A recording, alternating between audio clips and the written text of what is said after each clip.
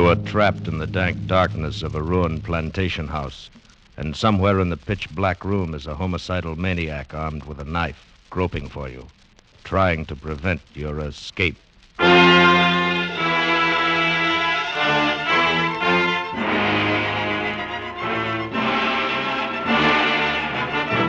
Escape, produced by William N. Robeson, directed tonight by Richard Sanville, and carefully plotted to free you from the four walls of today for a half hour of high adventure. Tonight we escape to a deserted sandpit off the coast of Georgia, where terror stalks under the Spanish moss, as Joseph Hergesheimer tells it in Wild Oranges.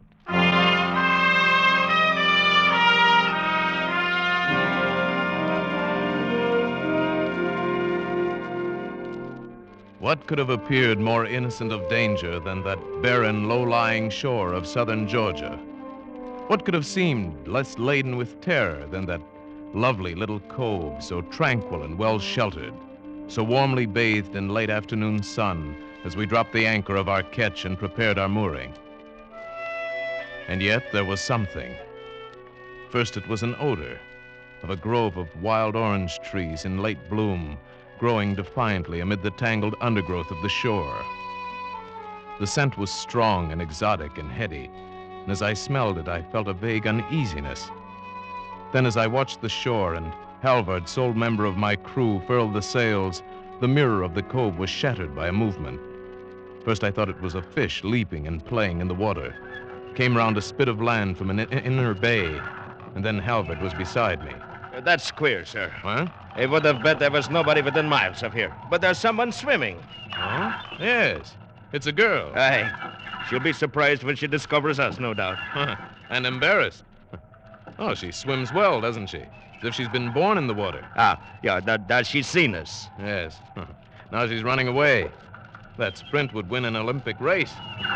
Wonder what she's doing here, where she comes from. Perhaps there. Where? Through the trees, there's a house. You can hardly see it. I spotted it a moment ago. Oh, yes, so there is. Oh, but it's a ruin. It's rotting away. No one could have lived in that since the Civil War. Well, there may be others back there. Yes, but this coast is deserted. Marked as swamp on the chart. Well, I don't know, sir. It's strange. Very strange. Yes, it was strange. And stranger still was this vague uneasiness I felt. As twilight fell, the aroma of the wild oranges was overpowering. Suddenly, without knowing why, I slipped on a jacket, went to the side and dropped into the tender. Halvard stood by to cast off. He asked no questions, and I said nothing. What could I say? I didn't know myself why I was going. I pulled the tender up on the soft sand of the beach and walked up a dim path through the orange grove. The scent of the blossoms was full of such wild sweetness that I picked an orange and tasted it. It was bitter, but of a pungence that was new and rare and strangely delicious. The dim moonlight only accentuated the ruin of the house. There were other smaller, ramshackle buildings scattered about, overgrown with weeds and creeping vines. This had once been a great plantation. Now it lay still and lifeless. Then I saw the light. Round the side were a smaller portico held off the weeds. A single doorway was framed in the pale light of an inner lamp. As I approached, I saw a shadow move across it, so swiftly, so furtively, that it was gone before I realized it had been a man. Then I saw her, sitting on the portico, rocking softly in her chair. What do you want? Nothing. When I came ashore, I thought no one was living here. You're from the white boat that sailed in at sunset? Yes, and I'm returning immediately. It was like magic.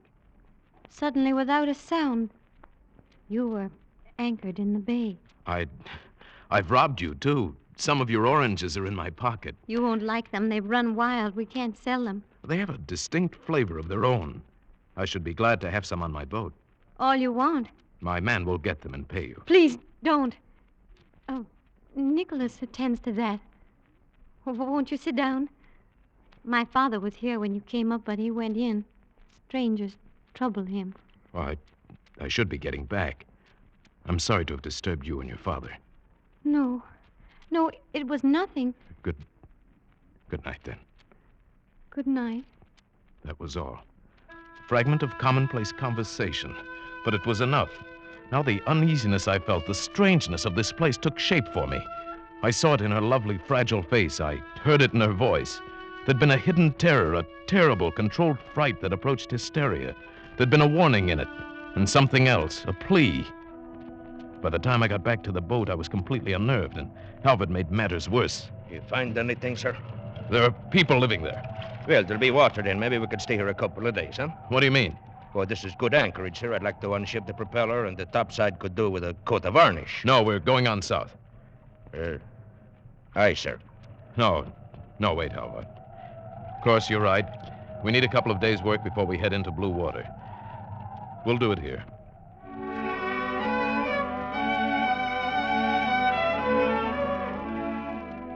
And so we stayed. In the light of morning, the strange dread I'd felt seemed foolish, and especially when I went ashore and found the girl looking young and fresh and fragile, fishing off the little pier in the inner bay. She had a pathetic little rod and line, so I got our tackle from the boat and landed a big rockfish for her, enough for several dinners. We were carrying the fish to the house when we came on a pale, thin ghost of a man sitting on the portico. He started a swift retreat, but too late. Father, wait. This is my father, Litchfield Stope. How do you do, sir? Millie, you all know I can't. Strangers, they... Father, you must manage yourself better. You know I wouldn't bring anyone to the house who would hurt us. And see, we're fetching you a splendid rockfish. Oh, yes. So you are. We are alone here, sir. The man is away, my daughter and I. The fish, yes, acceptable. If you will carry it in for me. Nicholas would do it, but he's away. And Father isn't strong. This way. We have no ice. I must put it in water. In here, right there. Thank you. You've been very nice. Now I suppose you'll go on across the world. Not tonight. We're staying here, making repairs. Where do you come from? And where are you going? From Cape Cod. I'm going to the Guianas. Isn't that South America? I've traveled far. On maps. I was born here in this house, and I've never been 50 miles away. Oh, well, that's incredible. Look, you seem like a girl who's been everywhere in the world and had the best education, everything. My father has many books in there, that's all. Your eyes are remarkable. Gray-green, like olive leaves, and magnetic. I came ashore to ask you if you had a large water supply and if I might fill my casks. Of course. Rainwater, the cistern's full. I'll send my man Halvard then. Yes. There's something else in your eyes, in your voice. What is it? Fear? Fear? Why, no, of course not. What should I be afraid of? I don't know. But I saw it in your father's face, too. It's only your imagination. Yes, no doubt. Goodbye, then. Thank you for the fishing.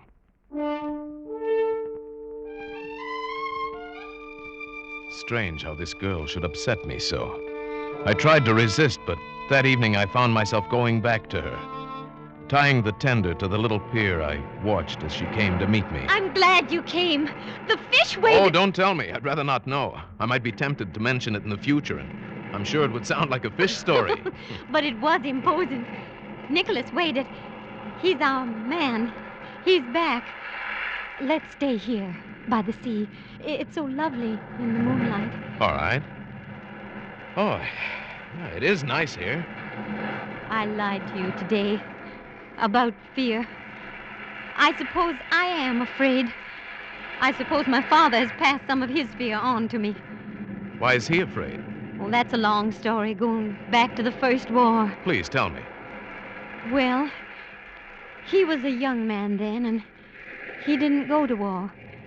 It wasn't that he was a coward exactly. He just couldn't adjust to it mentally. People mocked him, laughed at him, and threatened him.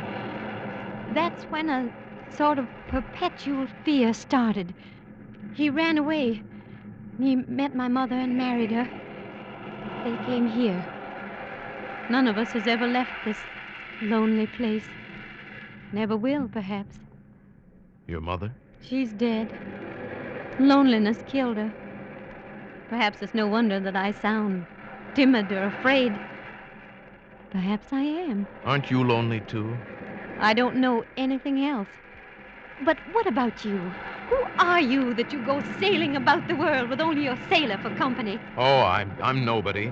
My name is John Woolfolk. And you do nothing but sail about the world? Nothing. Why? Well, let's say I don't like modern society. Let's say I don't like entanglements. I see. Oh, I didn't mean... You needn't apologize. I envy you your freedom. I sit here a great deal and watch the ships far out there on their water roads. You are enviable, sailing where you like, safe and free. Safe and free. There is something more than you've told me. More behind this fear in your voice. No, But perhaps I can help. no, please. What's that? It's Nicholas! Blowing on the conch. I've got to go in. I'll come with you. No, please. No, don't come. You'll be going soon. Tomorrow, perhaps. Then, goodbye. Goodbye.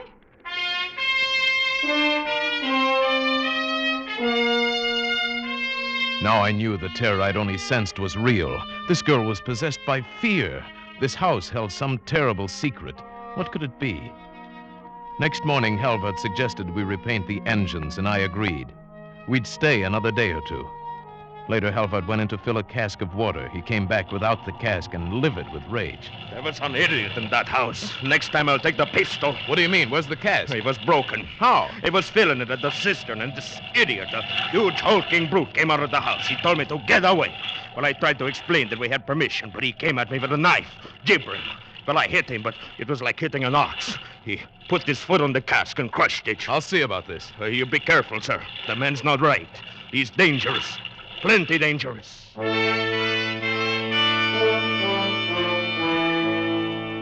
I went ashore and around to the back door of the house. Millie wasn't in sight, and when I knocked, a lumbering giant with pig-like eyes came to the door. What do you want? I take it you're Nicholas, the man who broke my water cask. It was full of all water. I'm not going to argue with you. I came ashore to instruct you to keep your hands off my property and my sailor. Oh, let our water be. I told you I wouldn't discuss the matter. I don't have to justify myself to you. Just remember, keep your hands Don't off. get me started. What do you mean, Listen, started? Here, don't get me started. Mind, I warned you. Don't put get me down that started. knife. Go away now. Don't get me started. Stand Go back. away. Don't get me started. I'm telling you. Nicholas, stop. What is this? What's the matter? Nothing. Nicholas and I have had a little misunderstanding, that's all. It's nothing to worry about. Nothing to worry about, I said. But when I got back to the boat, I couldn't help asking myself why I'd left her with that brute. I just about made up my mind to go ashore again to check up when I saw her waving on the beach. She wanted to visit the boat. I went and got her. There was no hint of terror in her face now, just shining, girlish wonderment at the polished metal and the gleaming wood of the ketch. I offered to take her for a sail, and her face lighted up like a child's. But when we reached the heavy swells outside the reef, her face got white, and she froze. It's so big. Are you frightened? I'll turn back. I'd rather you didn't. I must learn. I'm not a child. No, we're going back.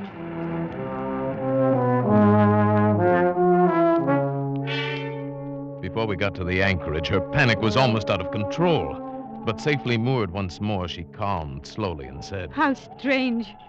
To be forced back to this place I loathe by my own cowardice. It's not cowardice. The sea is frightening to those unused to it. Come, you must forget it now. Halvard will have tea for us in a moment. How do you like our boat? It's quite wonderful. Have you nothing else to care for? No place or people on land? None. And you're satisfied? Hardly. All the things most men value were taken from me in an instant. Can you talk about it? I haven't for 12 years. Not to anybody, but now, yes, I think I can. You see, we were just married. Only a few days, and we were very, very happy. Then, in one instant, she was dead. It was a silly, stupid accident thrown from a horse, without rhyme or reason. So you left everything, taking your revenge on the world. You could put it that way, I suppose. I simply don't want to take a second chance to become involved and be hurt. But that's living. To be hurt. Do you think you can escape so easily? I don't know. Oh! I must go. Father will be waiting. Why so suddenly? There's... Oh, yes, I see. That's Nicholas on the beach looking out here, isn't it? Yes, dinner will be ready. Why do you have a servant like that? That man's dangerous. You mustn't say that. Please don't. Just take me in, please.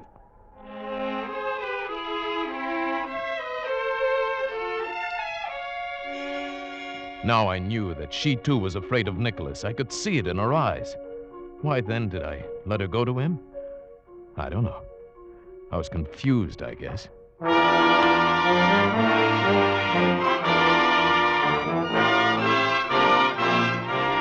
That night a storm broke, a raging wind and rain, and to match my tortured mood. I hardly slept. Her face was always before my eyes, and by morning I knew that I must do something. I rode the tender in through a drizzling rain. I went up through the orange grove and stopped in the bushes by the house. Someone was coming out of the house, and I crouched down out of sight. It was Millie. I rose and called to her. Millie! Oh, it's you.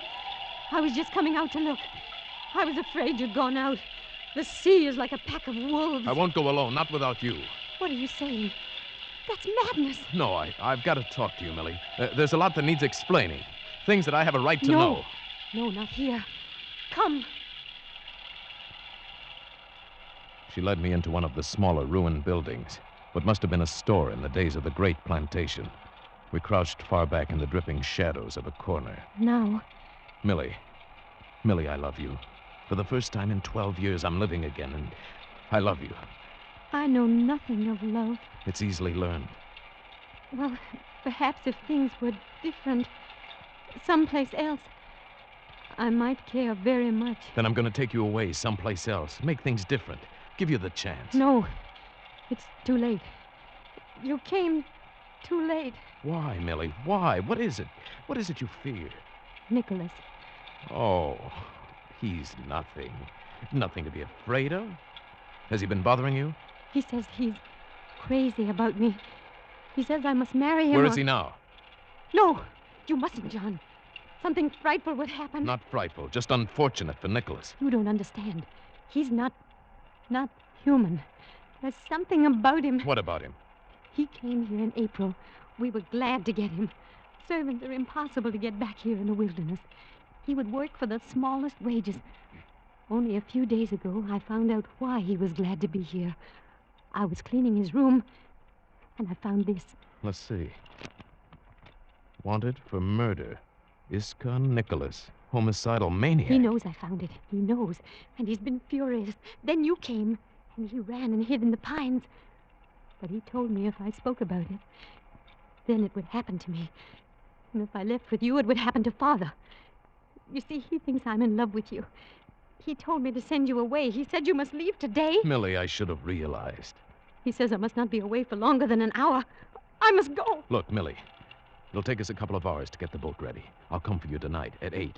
Now, tell him you saw me and I promised to go. And act quietly. Say you've been upset. You'll give him his answer tomorrow. Then at 8, bring your father and walk out to the wharf. That's all. But do it without hesitation or preparation. Oh, don't let him hurt us. Oh, please don't. Not now. He's finished, Millie. But do as I say. It won't be long, hardly 3 hours. And then, freedom.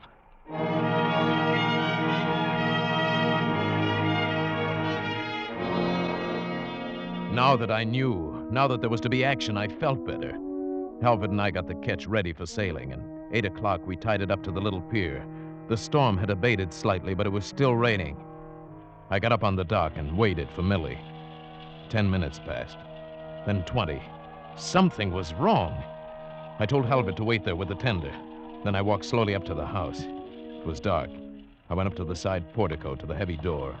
A tiny crack of light showed under it. I pushed it open. The light came from a parlor to the right. I looked in. On the floor lay a body.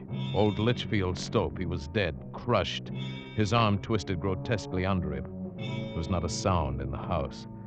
Slowly I walked through the downstairs rooms. Nothing. Then back in the hall I heard a slight creak. Upstairs, someone had moved. Was it Millie, alive? Or Nicholas, lying in wait? I groped slowly up the stairs. I dared not use my flashlight. It would have made me a target for his knife. The upstairs hall was pitch black, and still there was no sound. I inched my way along the wall, slowly. Then I stumbled on a loose board. The pistol flew out of my hand, but the stumble saved my life. The same instant I felt Nicholas lunge. Heard the knife sing past my ear and thud into the wall. Felt his great bulk smashing on my shoulders. My gun was somewhere on the dark floor. His knife was embedded in the wall. Now we were grappling hand to hand, rolling on the floor, kicking, tearing, gouging, crushing. My strength and wit against the massive bulk of a maniacal killer. How many minutes did that unequal struggle last? I don't know. It seemed an hour. Several times, as if by common consent, we rested for minutes at a time, locked in tight embrace. Once we rolled apart and lay panting, the breath aching in my throat. Then I heard him groping along the wall, searching for the knife or the gun. I threw myself on him again, but he was too big, too furious. I felt my strength ebbing away.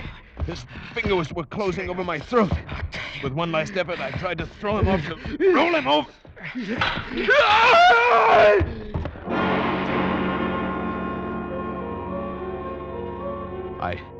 I staggered dazedly to my feet and looked up. He'd fallen through the banister down the stairwell. Nicholas had landed on the bottom. He lay there on the stairs, sprawled, his head at a grotesque angle. But he was not dead, only stunned. I leaned against the wall, looked at him stupidly. There was something I was trying to remember. What was it? Then she came down the steps, and I remembered. Millie. I had to walk right past him. There was no other way. Right past his head and my skirt. I think we better go away. It's quite impossible here with him in the hall where you have to pass so close. Millie, yes, we'll leave at once. I must tell you about my father. You know, in Virginia, the women tied an apron on the door because he would not go to war, and that preyed on his mind, and he was afraid of the slightest thing. Yes, I know, but we must go. Things upset him so. He had no strength. To hear her And talk he- like he this, like a hasn't sick ever been child, was strong. almost more In than the I could first bear. place, I don't But think now I he heard was as something. strong as a little Nicholas boy. had gotten up. He stood there and But stared he for a didn't moment better. at us. Then he started slowly up the stairs. He was going for the Then knife. this little thing upset him. Millie, we've got to go. I was to meet a man. We were going away someplace where it'd be peaceful. He said at 8 o'clock. But Nicholas suspected, you see. He asked why Father had put on his heavy winter clothes. Then when I tried to go out, he pushed me. Millie. And do you know what Father did then? He came up and he said, "Don't do that. Take your hands off my daughter." His lips shook a little, but he said it. That's the important thing. Yes, of course. Your father was a brave man after all. Now come, that man is waiting for you. There's no time to lose. Father said, "Take your hands off my daughter." Nicholas killed him, of course. Crushed him like a little mosquito. But it was a brave thing to do. I couldn't wait any longer. I had to risk whatever injury it might do to her mind. I could hear Nicholas coming back. I swept her up in my arms and carried her out into the night, down the path to the little pier. Behind me, I could hear Nicholas crashing through the brush like a giant animal in pursuit. Are you all right, sir? Yes, about done in, but all right. Here, help me get her in the boat. Yes, sir. There. Somebody's coming. It's Nicholas. He's got a knife. Good. They wanted to get back at him. You get in, sir. I'll take care of him. Calvert went to intercept Nicholas on the path. I heard them meet and struggle for a moment. Then a stooped figure came walking slowly onto the pier. I prepared to shove the boat out into the water, and then... All right, sir. It's me. Oh, Halbert. Where's Nicholas? They stopped him. He was all pumped out. Are you hurt? No, just a scratch. I missed his knife at first in the dark. It's nothing. Good. Let's get away from here, then. I held Millie in my arms as Halbert rowed to the ketch erratically, I suppose, because of the storm. We were ready to cast off in 2 minutes. The last obstacle would be the narrow passing out of the cove. In this storm, it would be dangerous, very dangerous. I started to take Millie into the cabin. No! There's Nicholas! In the doorway! Nonsense. Nicholas is dead. You're on my boat, Millie. You're safe, Millie. Safe? With John Woolfolk? I am John Woolfolk. But you didn't come. Yes, I did, Millie. And you're safe. Come. I want to stay here. All right. You sit here beside Halvard. I'm going up front to take soundings. In this van, you won't be able to hear me if I call. No, but you can hear me. Remember, we've only 3 feet clearance.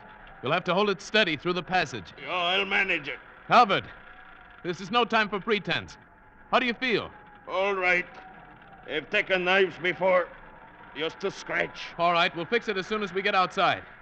Now let's go. Turn over the engines. Pull up anchor.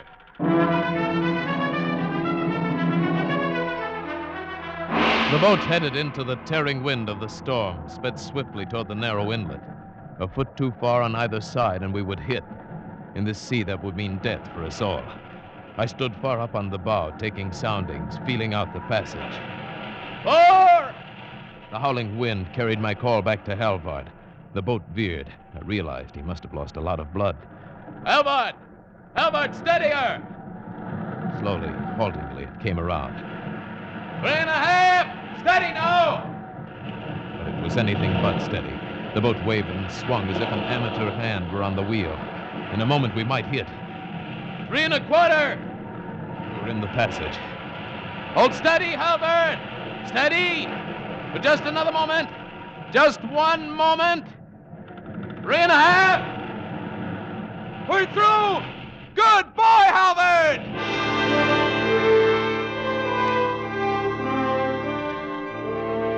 Good boy, Halvard, I called. But when I went back, it was not Halvard at the wheel. It was Millie. Millie, her hands steady, her eyes washed clear of any madness. Millie with a tight little smile on her face, but no fear. And Halvard lay rolling with the swells in the bottom of the cockpit. I'm afraid he's dead, John. He was wounded worse than you thought. Halvard dead? He told me to take the wheel, that it was life or death. Then he slid down like that. When? When was this? Back there in the passage, just when you said 3.5. I'm afraid I wasn't very good, but I held on. Oh, Millie, you were wonderful. No, not yet. But I'll learn, John. I'll learn.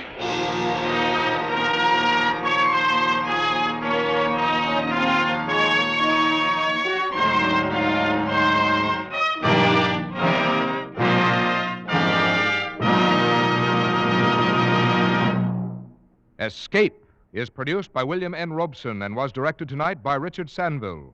You have just heard Wild Oranges by Joseph Hergesheimer, adapted for radio by John Dunkel, with Paul Frees as John Woolfolk, Jeanette Nolan as Millie Stopes, Bill Conrad as Halvard, Jack Crucian as Nicholas, and Sherry Hall as Litchfield Stopes. The special musical score was conceived and conducted by Cy Fuhrer. Next week. You've planned it very well. She's dead, and you feel no remorse. Your escape has worked out perfectly. There's nothing to worry about, except perhaps an unexpected Christmas present.